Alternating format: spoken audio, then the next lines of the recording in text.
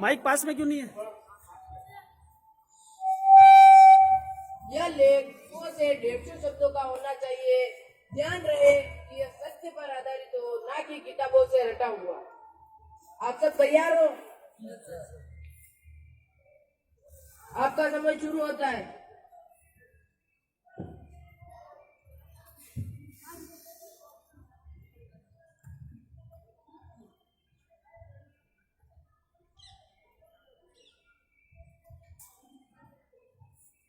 समय समाप्त हुआ।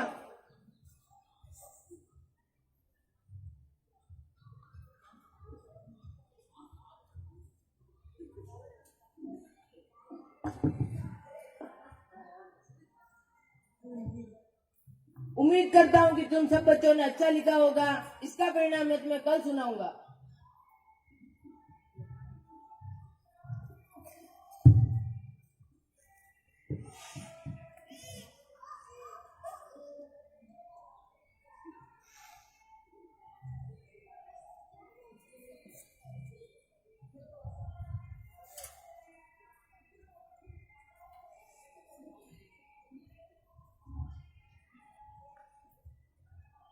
Sir, may I come in? Yes, come in.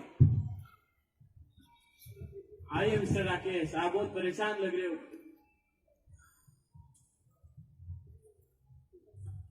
क्या बात है? सर, आज मैंने 7वीं कक्षा का टेस्ट लिया था। सभी बच्चों ने अच्छा लिखा, लेकिन प्रदीप ने जो लिखा उसे देखकर मैं दंग रह गया। ऐसा क्या लिखा प्रदीप ने? आप खुद ही पढ़ लीजिए।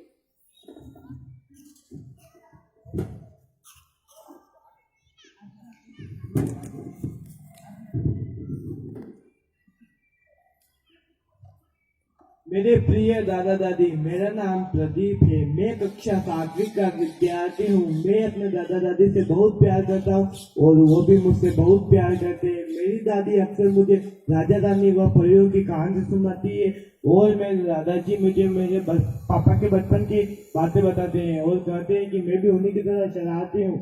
जब भी गांव में कोई मेला लगता था तो मेरे दादाजी उन्हें अपने कंधे पर बिठाकर मेला घुमाते थे। लेकिन जब आज मेरे दादा दादी को मेरे पापा के सहारे की जरूरत है तो वो अपनी जिम्मेदारियों से मुकर रहे और मेरी मम्मी उन्हें समय पर खाना नहीं देती है। मैं पिछले 1 साल से अपने दादा दादी के कमरे में नहीं गया क्योंकि मेरा वहां जाना मेरे पापा मम्मी को पसंद नहीं है। वो कहते हैं कि अगर मैं उनके साथ रहा तो मैं पुराने विचारों को हो जाऊं और मैं जिंदगी में कभी आगे नहीं बढ़ पाऊंगा और मुझे उनके साथ रहना बहुत अच्छा लगता है। मिस्टर राकेश, इस बारे में हमें प्रदीप से बात करनी चाहिए। आप प्रदीप को यहाँ पे बुलाइए। जी सर।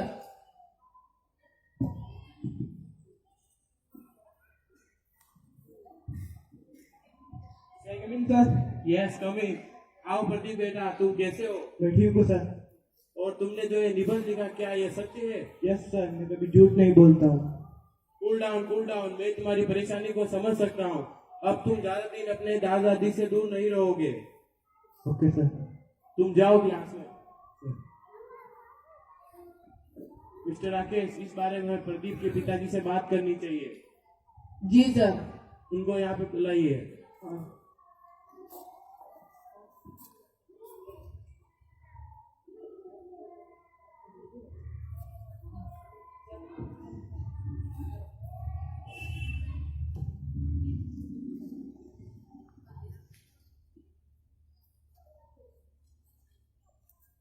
हेलो।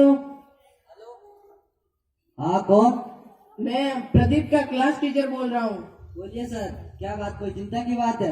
नहीं, कोई चिंता की बात नहीं है। आपसे प्रिंसिपल सर स्कूल में मिलना चाहते हैं। ठीक है सर, मैं छुट्टी होने से पहले आ जाता हूँ। ठीक है।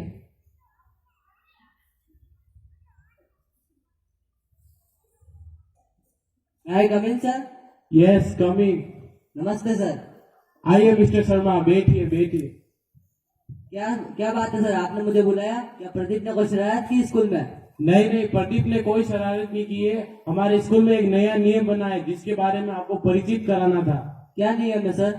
ये नियम बनाया है कि आप प्रदीप से इंग्लिश के अलावा हिंदी या मारवाड़ी भाषा में बात नहीं कर सकोगे। लेकिन सर, हमें तो इंग्लिश आती नहीं। हम तो हिंदी माध्यम में पढ़े लिखे हैं। हमारे लिए इंग्लिश बोलना तो बहुत मुश्किल है। हम इंग्लिश कैसे बोल सकते हैं? मुश्किल तो है मिस्टर शर्मा, पर आप थोड़े दिनों के प्रयास करके सीख जाएंगे। तब तक आप प्रदीप से बात नहीं कर सकोगे। माना कि सर हमें इंग्लिश नहीं आती, इसका मतलब ये नहीं हम अपने बच्चों से बात ना करें। आखिरकार उनकी अच्छी एजुकेशन के लिए हमने आपकी स्कूल में पढ़ाया है, इसका मतलब ये नहीं हम उससे बात ना करें। मिस्टर शर्मा, हर माँ बाप का यही सपना होता है कि उनका बच्चा उनसे भी आगे निकले, और हर पीढ़ी आने वाली अगली पीढ़ी से अलग होती है, जिसको मिस्टर शर्मा जनरेशन गैप कहते हैं। आप क्या कहना चाहते हैं सर? मैं आपको यह कहना चाहता हूँ, क्या जो सुविधा आपके बेटे के समय में है, क्या वो आपके समय में थी? बिल्कुल नहीं सर, जो सुविधा हम अपने बच्चे को दे रहे हैं वो उस समय हमें नहीं मिलती थी। तो मिस्टर शर्मा, क्या जो सुविधा आपके समय में थी, क्या आपके पिताजी के समय में भी थी? बिल्कुल नहीं सर, उस समय तो स्कूल भी नहीं हुआ करते थे, बहुत से कम लड़कों को पढ़ने का मौका मिलता था। आप क्या कहते थे सर? साफ साफ बोलिए। मैं आपको यह कहना चाहता हूँ कि आप प्रदीप को अपने दादा दादी से दूर रख रहे हो, जो कि गलत है। आप ये प्रदीप ने जो निबंध लिखा वो खुद ही पढ़ लीजिए।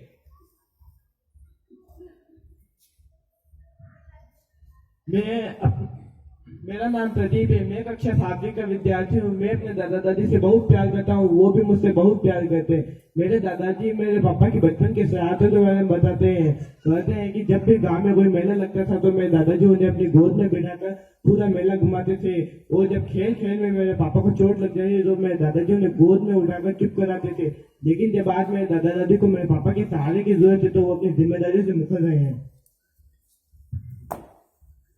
मिस्टर शर्मा, आप खड़े होइए। मेरा मकसद आपका दिल दुखाने का नहीं था, मैंने आपको यही समझाने के लिए यहाँ पे बुलाया है, क्योंकि आजकल के बच्चों का दिल बहुत कोमल होता है, वो मिट्टी के जैसे होते हैं। जो आप अपने पिताजी और माताजी के साथ कर रहे हैं, कल को वो भी आपके साथ यही व्यवहार करेंगे।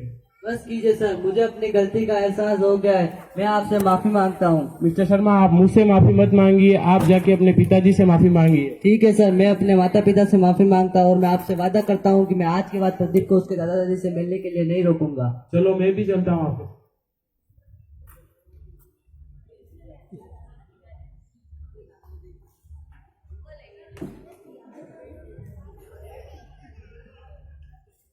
दादाजी, दादी जी, पिताजी मुझे माफ कर दीजिए, मैं आपका गुनहगार हूँ, मैंने आपके साथ बहुत गलत किया है, मुझे माफ कर दीजिए। ठीक है बेटा, कोई बात नहीं।